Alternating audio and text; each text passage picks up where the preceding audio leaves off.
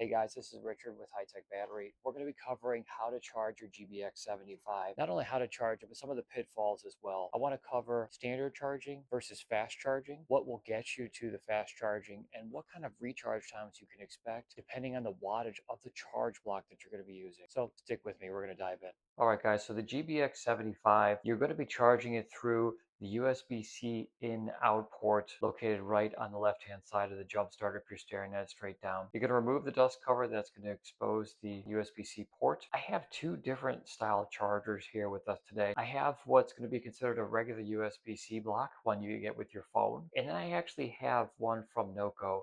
It's the 65 series model from them, and that will engage the fast charging. So I'm going to show you what both of these units look like for the charger itself, and then we're going to go into some of the charge times, right? So first, let me show you what it looks like. So I'm going to go ahead and plug in the USB-C.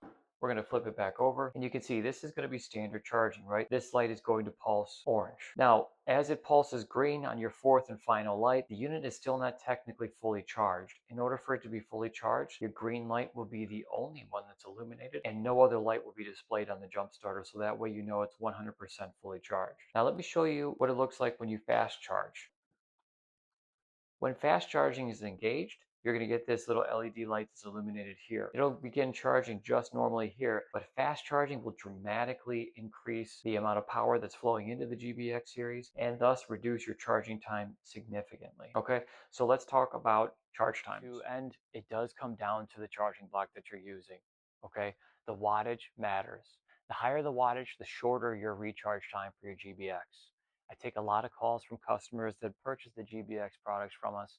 Due to the way that the GBX is manufactured, it's designed to pack a big, serious punch for short durations. So you get about 5 to 10 jump starts out of these, and they need to be recharged. Low wattage blocks will get you there the slowest.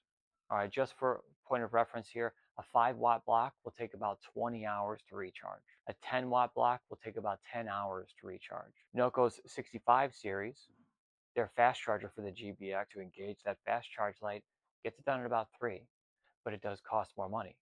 So it's a trade-off. If you don't mind the wait, absolutely feel free to use the charge block that came with your cell phone. Just don't be surprised if you have to leave it on charge for a good 24 to 30 hours in order for it to take a full charge if it's all the way depleted. That's normal. It's okay. And again, we went over the charge lights. That solid green illuminated light, no other lights, tells you it's fully charged. All right, so if you guys have any questions, absolutely feel free to let us know. You can drop a comment here on the video. We are very responsive. Or you can reach out to us on our live chat on our website, www.techbatterysolutions.com.